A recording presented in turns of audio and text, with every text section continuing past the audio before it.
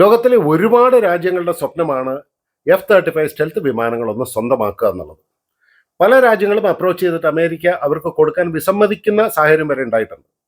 പ്രത്യേകിച്ചും അമേരിക്കയുടെ ഏറ്റവും ശക്തമായ ഇതിന്റെ മാനുഫാക്ചറിങ്ങിലെ പോലും ഒരു പാർട്ണറായിട്ടുള്ള ഒരു നാറ്റോ സഖ്യകക്ഷിയായിട്ടുള്ള ടർക്കിന് S-400 എയർ ഡിഫൻസ് സിസ്റ്റം വാങ്ങി എന്നുള്ള കാരണം കൊണ്ട് ഇതിൽ നിന്നും അമേരിക്ക പുറത്താക്കേണ്ടത്.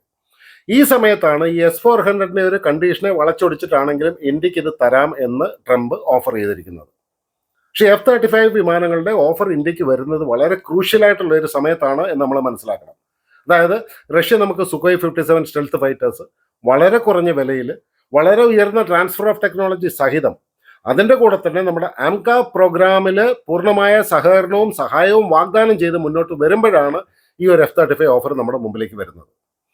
Su-57 നമ്മളിവിടെ ഇനിയും പ്ലാന്റ് ഒക്കെ റെഡിയാക്കി നിർമ്മിച്ച് വരുമ്പോഴേക്കും സമയം എടുക്കുന്നുള്ള കാര്യത്തിൽ സംശയമൊന്നുമില്ല. റഷ്യയിലെയും Su-57 മാനുഫാക്ചറിങ് അത്ര നല്ല വേഗതയിലല്ല പോകുന്നത്. ഈ ഉപരോധം കാരണം അവർക്ക് ഒരുപാട് ഇഷ്യൂസ് ഉണ്ട്.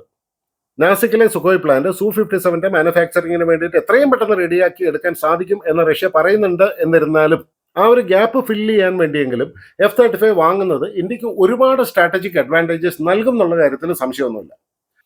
പക്ഷേ അമേരിക്കയുടെ യുദ്ധവിമാനങ്ങൾ വാങ്ങുമ്പോൾ ഒരുപാട് റിസ്ക് വരുന്നുണ്ട്. ഏത് നിമിഷം അമേരിക്കയ്ക്ക് ഇതിനെ റിമോട്ടലി ഇരുന്നിട്ട് ഡിസേബിൾ ചെയ്യാം. സ്പെയർ പാർട്സിൻ്റെയും വെപ്പൺസിൻ്റെയും സപ്ലൈ ഏത് നിമിഷം അവർ ബ്ലോക്ക് ചെയ്യാം. അതുപോലെ തന്നെ വളരെ സ്ട്രിക്റ്റ് ആയിട്ടുള്ള റെസ്ട്രിക്ഷൻസും കൺട്രോളും സഹിതം ഇന്ത്യക്ക് തരാനുമുള്ള സാധ്യതയുണ്ട്. ഇതെല്ലാം നമ്മൾ എങ്ങനെ, എവിടെ, എപ്പോൾ നെഗോഷിയേറ്റ് ചെയ്യുന്നു എന്നതിനെ ആശ്രയിച്ചിരിക്കും. എന്തായാലും ലോക്ഹീഡ് മാർട്ടിൻ്റെ ഈ ഏറ്റവും അഡ്വാൻസ്ഡ് ആയിട്ടുള്ള F-35 ലൈറ്റ്നിങ് 2 ഇന്ത്യ വാങ്ങിയാലുള്ള അതിൻ്റെ ടെക്നിക്കലി ഗുണങ്ങളും ദോഷങ്ങളും എന്തൊക്കെയാണ് എന്ന് നമുക്കൊന്ന് പരിശോധിക്കാം. ജിയോ പൊളിറ്റിക്കൽ മാറ്റേഴ്സിനെ ഞാനിവിടെ ടച്ച് ചെയ്യുന്നില്ല എന്നുകൂടെ പറഞ്ഞുകൊണ്ട് ആരംഭിക്കട്ടെ. F-35 ഒരു single seat single engine all weather stealth multi role combat aircraft ആണ്. ഇത് ഏത് തരം മിഷനും, എയർ സുപ്പീരിയോറിറ്റി മിഷൻ ആയാലും സ്ട്രൈക്ക് മിഷൻ ആയാലും റെക്കണസൻസ് മിഷൻ ആയാലും ഏത് തരം മിഷനും സ്യൂട്ടബിൾ ആയിട്ടുള്ള രീതിയിലാണ് ഇതിന്റെ നിർമ്മാണം എന്നുള്ള കാര്യത്തിൽ യാതൊരുവിധ തർക്കവും ഇല്ല. 3 തരം F-35 വിമാനങ്ങളാണ് അമേരിക്ക നിർമ്മിച്ചിട്ടുള്ളത്. ഒന്ന്, സാധാരണ വിമാനങ്ങളെ പോലെ തന്നെ conventional take off and landing വിമാനങ്ങളായിട്ടുള്ള F-35A. രണ്ടാമത്തത് short take off and vertical landing, വളരെ നീളം കുറഞ്ഞ റൺവേയിൽ നിന്നും ടേക്ക് ഓഫ് ചെയ്ത് വെർട്ടിക്കലായിട്ട് തന്നെ എവിടെ വേണമെങ്കിലും ഒരു ഹെലികോപ്റ്റർ ലാൻഡ് ചെയ്യുന്ന പോലെ ലാൻഡ് ചെയ്യാൻ കപ്പാസിറ്റിയുള്ള STOVL എന്ന് പറയുന്ന F-35B. മൂന്നാമത് എയർക്രാഫ്റ്റ് കാരിയറിന് വേണ്ടി ഡിസൈൻ ചെയ്തിട്ടുള്ള F-35C. ഇതിൽ ഏറ്റവും കൂടുതൽ ഫണ്ടിങ് നടത്തിയിരിക്കുന്ന അമേരിക്കയാണെന്നുണ്ടെങ്കിലും UK, Australia, Canada, Italy, Norway, Denmark, Netherlands, Turkey ഇങ്ങനെ പല രാജ്യങ്ങളും ഇതിൽ പാർട്ടിസിപ്പേറ്റ് ചെയ്തിട്ടുണ്ട്. ടർക്കിനെ പിന്നീട് അമേരിക്ക പുറത്താക്കുന്നത് നമ്മൾ കണ്ടതാണ്. ഇതിന്റെ പ്രധാനപ്പെട്ട ഡിസൈൻ ഫീച്ചേഴ്സ് എന്ന് പറഞ്ഞു കഴിഞ്ഞാൽ 35% എയർ ഫ്രെയിം വെയിറ്റും കോമ്പോസിറ്റ് മെറ്റീരിയൽസ് കൊണ്ടാണ് ഉണ്ടാക്കിയിരിക്കുന്നത്. രണ്ടാമത്, ഇതിൽ ഉപയോഗിക്കുന്നത് 191 കിലോ ന്യൂട്ടൺ ത്രസ്റ്റ് ഉള്ള F135 എന്ന് പറയുന്ന സിംഗിൾ എഞ്ചിനാണ്. ഇതിന്റെ പരമാവധി വേഗത ഫുൾ ലോഡിൽ 1.6 മാക്ക് ആണ്. വളരെ ഉയർന്ന ആംഗിൾ ഓഫ് അറ്റാക്ക് ക്യാരക്ടറിസ്റ്റിക്സും മന്യൂവറബിലിറ്റിയും ഉള്ള ഒരു വിമാനമാണ് F-35. ഇതിന്റെ അങ്ങേയറ്റം അഡ്വാൻസ്ഡ് ആയിട്ടുള്ള ആവിയോണിക്സും സെൻസർ ഫ്യൂഷനും എല്ലാം ഇതിന്റെ സിറ്റുവേഷണൽ അവയർനെസ്സിനെയും ഒരുപാട് വർദ്ധിപ്പിക്കുന്നതാണ്. ഇതിലുപയോഗിക്കുന്ന APG-81 എയ്സാർ റഡാർ ഇന്ന് ലോകത്തിലെ തന്നെ ഏറ്റവും അഡ്വാൻസ്ഡ് ആയിട്ടുള്ള എയ്സാർ റഡാറാണ്. പിന്നെ ഇതിന്റെ ഏറ്റവും അഡ്വാൻസ്ഡ് ആയിട്ടുള്ള ഹെൽമെറ്റ് മൗണ്ടഡ് ഡിസ്പ്ലേ, അതൊരു ഹ്യൂമൻ മെഷീൻ ഇന്റർഫേസിന്റെ കാര്യം വരുമ്പോൾ F-35 കിടപിടിക്കാനായിട്ട് മറ്റൊരു വിമാനത്തിനും സാധ്യമല്ല എന്നുള്ളതും ഒരു വസ്തുതയാണ്. പിന്നെ ഇതിന്റെ ടോപ്പ് ആൻഡ് ഇലക്ട്രോണിക് വാർഫെയർ സിസ്റ്റമാണ്. ഇത് മാൻഡ് അൺമാൻഡ് ടീമിംഗ് റോളിൽ വളരെ ഫലപ്രദമായിട്ട് പല പ്രാവശ്യം പല യുദ്ധങ്ങളിലും ഇത് വളരെ വിജയകരമായിട്ട് പരീക്ഷിച്ച് വിജയിപ്പിച്ചിട്ടുള്ളതാണ്. പിന്നെ ഇതിന്റെ വെപ്പൺ പ്ലാറ്റ്ഫോമിലേക്ക് വരികയാണെന്നുണ്ടെങ്കിൽ 2 ഇന്റേണൽ വെപ്പൺ ബേസ് ആണുള്ളത്. ഓരോ ഇന്റേണൽ വെപ്പൺ ബേസിലും 2 വെപ്പൺ സ്റ്റേഷൻസ് വീതമാണ് ഉള്ളത്. അങ്ങനെ 4 വെപ്പൺ സ്റ്റേഷൻസ് ആണ് ഇന്റേണൽ വെപ്പൺ ബേയിലുള്ളത്. പിന്നെ സ്റ്റെൽത്ത് ഓപ്പറേഷൻ ആവശ്യമില്ലാത്ത സാഹചര്യങ്ങൾ ഉണ്ടെങ്കിൽ അവിടെ നോൺ സ്റ്റെൽത്തി മിഷന് വേണ്ടിയിട്ട് 6 എക്സ്ട്രാ എക്സ്റ്റേണൽ വെപ്പൺ സ്റ്റേഷൻസും ഇതിൽ ഉണ്ട്. അങ്ങനെ ഇതിന്റെ ടോട്ടൽ വെപ്പൺ ക്യാരിയിങ് കപ്പാസിറ്റി എന്ന് പറഞ്ഞു കഴിഞ്ഞാൽ 2600 കിലോഗ്രാം ആണ് ഇന്റേണൽ വെപ്പൺ ബേസിൽ ഉപയോഗിക്കാവുന്നത്. 6800 കിലോഗ്രാം വെപ്പൺസ് ആണ് എക്സ്റ്റേണൽ വെപ്പൺ ബേസിൽ ഉപയോഗിക്കാവുന്നത്. അങ്ങനെ ടോട്ടൽ 8400 കിലോഗ്രാം ആയുധങ്ങൾ ക്യാരി ചെയ്യാനുള്ള കപ്പാസിറ്റി ഇതിനുണ്ട്. ഇന്റേണൽ വെപ്പൺ ബേസിൽ ഇത് പ്രധാനമായിട്ടും ഇതിൽ AIM-120 ആംറാം മിസൈലുകളും അതുപോലെ AIM-260 JATM joint advanced tactical missile, ഇത് രണ്ടും beyond visual range air to air മിസൈലുകളാണ്. പിന്നെ ഇതിന്റെ ഇന്റേണൽ വെപ്പൺ ബേസിൽ 2 എക്സ്ട്രാ വെപ്പൺ റാക്കുകൾ ഘടിപ്പിക്കാൻ പറ്റും. ഓരോ റാക്കിലും ഈ 2 AIM-120 മിസൈലുകൾ വീതം. അങ്ങനെ വരികയാണെങ്കിൽ ഇതിന്റെ ഇന്റേണൽ വെപ്പൺ ബേസിൽ 6 മിസൈലുകൾ ക്യാരി ചെയ്യാനുള്ള കപ്പാസിറ്റി ഉണ്ട്. പിന്നെ ഇതിന്റെ ഡിസൈൻ എന്ന് പറഞ്ഞു കഴിഞ്ഞാൽ ഫ്യൂച്ചർ അപ്ഗ്രേഡ്സിന് വേണ്ടിയിട്ട് വളരെയധികം അനുയോജ്യമായിട്ടുള്ള രീതിയിലാണ്. ഭാവിയിൽ അമേരിക്ക ഇതിലേക്ക് ഹൈപ്പർസോണിക് മിസൈലുകൾ ഡെവലപ്പ് ചെയ്ത് ഘടിപ്പിക്കാനും അതുപോലെ തന്നെ ഡയറക്റ്റഡ് എനർജി വെപ്പൺസ് ഉപയോഗിക്കാനും ഒക്കെ ആയിട്ട് പ്ലാൻ ചെയ്യുന്നുണ്ട്. ആ അപ്ഗ്രഡേഷൻ എല്ലാം ഇത് സപ്പോർട്ട് ചെയ്യും എന്നുള്ളതാണ് മറ്റൊരു പ്രത്യേകത. പിന്നെ ഇതിന്റെ പ്രധാനപ്പെട്ട അഡ്വാൻറ്റേജസ് എന്തൊക്കെയാണെന്ന് നമ്മളൊന്ന് പരിശോധിച്ചാൽ, F-22 കഴിഞ്ഞാൽ ഏറ്റവും അഡ്വാൻസ്ഡ് ആയിട്ടുള്ള സ്റ്റെൽത്ത് കേപ്പബിലിറ്റീസ് ഉള്ളത് F-35 തന്നെയാണ്, ഒരു സംശയമില്ല. ഇതിനെ കണ്ടുപിടിക്കുക എന്നുള്ളത് ഏകദേശം അസാധ്യമാണ് എന്ന് തന്നെ വേണം പറയാനായിട്ട്. ഏറ്റവും അഡ്വാൻസ്ഡ് ആയിട്ടുള്ള എവിയോണിക്സും സെൻസേഴ്സും ഒക്കെയാണ് ഇതിൽ ഉപയോഗിച്ചിരിക്കുന്നത്. വളരെ ഉയർന്ന ചടുലതയും അതുപോലെ തന്നെ വളരെ ഉയർന്ന ആംഗിൾ ഓഫ് അറ്റാക്കും ഇത് പ്രൊവൈഡ് ചെയ്യുന്നത് കൊണ്ട് തന്നെ ഒരു എയർ കോമ്പാറ്റിൽ ഇത് വളരെയധികം സുപ്പീരിയർ ആയിരിക്കുകയും ചെയ്യും. പിന്നെ ഇതിൽ ഒരുപാട് ഓട്ടോമേറ്റഡ് സിസ്റ്റംസും ഉപയോഗിക്കുന്നുണ്ട്. അതുകൊണ്ട് തന്നെ പൈലറ്റിന്റെ ജോലി ഒരുപാട് എളുപ്പമാക്കുന്നത് വഴി മിഷൻ ക്രിട്ടിക്കൽ ആക്ടിവിറ്റീസിൽ പൈലറ്റിന് പൂർണ്ണമായിട്ടും ശ്രദ്ധ കേന്ദ്രീകരിക്കാനായിട്ട് സാധിക്കും.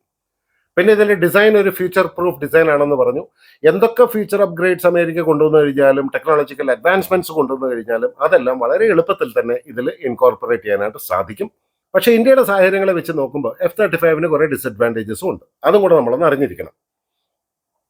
ഒന്നാമത്തെ കാര്യം ഇതിന്റെ വളരെ ഉയർന്ന കോസ്റ്റ് തന്നെയാണ്. $100 മില്യൺ ഒരു വിമാനത്തിന് തന്നെ കോസ്റ്റ് വരും. പിന്നെ നമ്മൾ ആകെപ്പാടെ നോക്കിക്കഴിഞ്ഞാൽ F-35 ഒരുപാട് സോഫ്റ്റ്വെയർ ഇഷ്യൂസ് റിപ്പോർട്ട് ചെയ്യുന്നുണ്ട്. ഈ അടുത്ത കാലത്ത് ഒരെണ്ണം ക്രാഷ് ആയതിൻ്റെയും കാരണം സോഫ്റ്റ്വെയർ ഇഷ്യൂസ് ആണ് എന്നാണ് പറയപ്പെടുന്നത്. ഇതിന്റെ സോഫ്റ്റ്വെയർ ബഗ്ഗുകൾ വെപ്പൺ ഇന്റഗ്രേഷന്റെ കാര്യത്തിൽ പോലും പ്രശ്നമുണ്ടാക്കുന്നു എന്നാണ് അറിയാൻ കഴിഞ്ഞിട്ടുള്ളത്. ഓട്ടോമേഷൻസ് ഒക്കെ ഉണ്ട് എന്ന് പറഞ്ഞു കഴിഞ്ഞാലും ഇതിന്റെ മെയിൻ്റനൻസ് വളരെയധികം കോംപ്ലക്സ് ആണ്, അത് വളരെയധികം എക്സ്പെൻസീവ് ആണ് എന്നുള്ളതും ഒരു വസ്തുതയാണ്. ഒരു മണിക്കൂറിന്റെ ഫ്ലൈങ് കോസ്റ്റ് തന്നെ $35,000 ആണ് 2019 കണക്ക് പ്രകാരം. പക്ഷേ ലോക്ഹീഡ് മാർട്ടിൻ ഇപ്പോൾ പറയുന്നത് 2025 ഇത് ഒരു മണിക്കൂറിന് $25,000 ആയിട്ട് കുറയ്ക്കാൻ സാധിക്കും എന്നുള്ളതാണ്. ഇതിന്റെ ഗൺ കപ്പാസിറ്റിയും വളരെയധികം ലിമിറ്റഡ് ആണ്. 180 മുതൽ 250 റൗണ്ട്സ് വരെ മാത്രമേ ഇതിന്റെ ഗണ്ണിന് ക്യാരി ചെയ്യാനായിട്ട് സാധിക്കുകയുള്ളൂ. എന്ന് മാത്രമല്ല F-35 എഞ്ചിന്റെ കാര്യത്തിലേക്ക് വരുമ്പോഴും ഒരുപാട് റിലയബിലിറ്റി ഇഷ്യൂസും ലിമിറ്റേഷൻസും ഉണ്ട് എന്നാണ് അറിയാൻ കഴിഞ്ഞിട്ടുള്ളത്. ഇതിലൊക്കെ പ്രധാനമാണ് ഓപ്പറേഷണൽ അവൈലബിലിറ്റി. ഓപ്പറേഷണൽ അവൈലബിലിറ്റിയുടെ കാര്യം അറിയണമെന്നുണ്ടെങ്കിൽ നമ്മൾ റഫാൽ വിമാനങ്ങൾ വാങ്ങിക്കഴിഞ്ഞപ്പോൾ ഫ്രാൻസ് നമുക്ക് ഗ്യാരണ്ടി ചെയ്തത് 80% ഓപ്പറേഷണൽ അവൈലബിലിറ്റി ആണ്. എന്ന് പറഞ്ഞാൽ 100 വിമാനങ്ങൾ നമ്മുടെ കയ്യിലുണ്ടെങ്കിൽ അതിൽ 80% വിമാനങ്ങളും ഏത് സമയത്തും യുദ്ധത്തിന് റെഡി ആയിരിക്കും, ബാറ്റിൽ റെഡി ആയിരിക്കും എന്നുള്ളതാണ്. പക്ഷേ F-35 ഹിസ്റ്ററി നമ്മൾ നോക്കുകയാണെങ്കിൽ ഏത് രാജ്യത്തായാലും ഇതിന്റെ ഓപ്പറേഷണൽ അവൈലബിലിറ്റി ആവറേജ് 51% മാത്രമേ ഉള്ളൂ. എന്ന് പറഞ്ഞാൽ 100 വിമാനത്തിൽ 49 എണ്ണം അതിന്റെ ഹാങ്ങറിൽ മെയിൻ്റനൻസ് ആക്ടിവിറ്റിയിലായിരിക്കും എന്നുള്ളതാണ്. എന്നിരുന്നാലും വളരെയധികം രാജ്യങ്ങൾ ഇത് ഇപ്പോൾ ഓപ്പറേറ്റ് ചെയ്യുന്നുണ്ടെന്നുള്ളത് ഒരു വസ്തുതയാണ്. തായ്വാൻ ഒരിക്കലും ഇതിനു വേണ്ടി ആഗ്രഹം പ്രകടിപ്പിച്ചിരുന്നു. പക്ഷെ തായ്വാന്റെ സൈബർ സ്പേസിൽ ചൈന സ്ഥിരമായിട്ട് ആക്രമണം നടത്തുന്നത് കൊണ്ട് ഈ F-35 വിമാനങ്ങളുടെ ക്ലാസിഫൈഡ് ഡേറ്റ ഒക്കെ ചൈന കൊണ്ടുപോയാലോ ചോർത്തിയാലോ എന്ന് പേടിച്ചിട്ട് അമേരിക്ക ഇത് തായ്വാന് കൊടുക്കുന്നതിൽ നിന്നും റഫ്യൂസ് ചെയ്തു.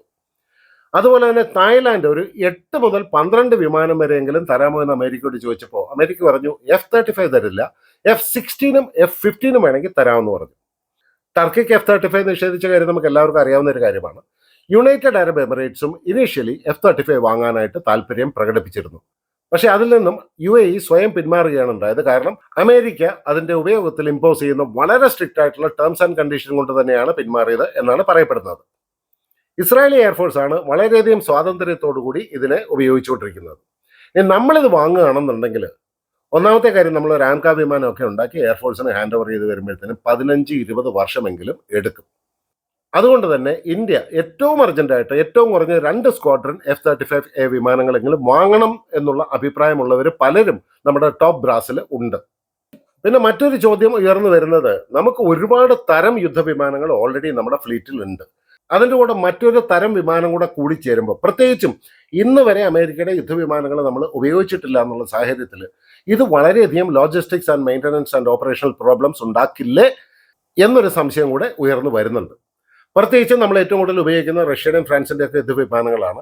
അതുമായിട്ടുള്ള അമേരിക്കൻ വിമാനങ്ങളുടെ ടീമിംഗ് കേപ്പബിലിറ്റി എങ്ങനെ ഉണ്ടാകും എന്നുള്ളത് നമുക്കിപ്പോൾ ഒന്നും പറയാൻ പറ്റില്ല. പക്ഷേ ചൈന ടിബറ്റിലടക്കം 300-ലധികം J-20 സ്റ്റെൽത്ത് വിമാനങ്ങൾ വിന്യസിച്ച് കഴിഞ്ഞു. പാകിസ്ഥാൻ അവർ ധാരാളമായിട്ട് J-35 സ്റ്റെൽത്ത് വിമാനങ്ങൾ കൊടുക്കാൻ പോകുന്നു. ഈ ഒരു സാഹചര്യത്തിൽ നമുക്ക് ഈ ഗ്യാപ്പ് ഉടനെ തന്നെ ഫില്ല് ചെയ്തേ പറ്റുള്ളൂ. കാരണം ഒരു യുദ്ധം പൊട്ടിപ്പുറപ്പെടാനായിട്ട് ഇതിന് മാത്രം സമയമൊന്നും വേണ്ട, അത് ഏത് നിമിഷവും സംഭവിക്കാം. എന്ന് മാത്രമല്ല, നമ്മൾ ഇപ്പോഴത്തെ ജിയോ പൊളിറ്റിക്കൽ സിനാരിയോയിൽ നല്ലൊരു ബാലൻസിങ് നമുക്ക് ആവശ്യമാണ്. റഷ്യയുമായിട്ടായാലും ഫ്രാൻസുമായിട്ടായാലും അമേരിക്കയുമായിട്ടായാലും നല്ലൊരു ബാലൻസിങ് നമുക്ക് ആവശ്യമാണ്. ഇപ്പം തന്നെ നമ്മുടെ യുദ്ധ സാമഗ്രികളിൽ 65% റഷ്യയിൽ നിന്നുള്ളതാണ്. നാളെ എന്തെങ്കിലും ഒരു കാരണവശാൽ ഇന്ത്യയും റഷ്യയും തമ്മിൽ ഒരു ഇഷ്യൂ ഉണ്ടായിക്കഴിഞ്ഞാൽ നമ്മുടെ വാർ റെഡിനെസ്സിനെ അത് വളരെ മോശമായിട്ട് ബാധിക്കും എന്നുള്ള കാര്യത്തിൽ യാതൊരു തർക്കവുമില്ല.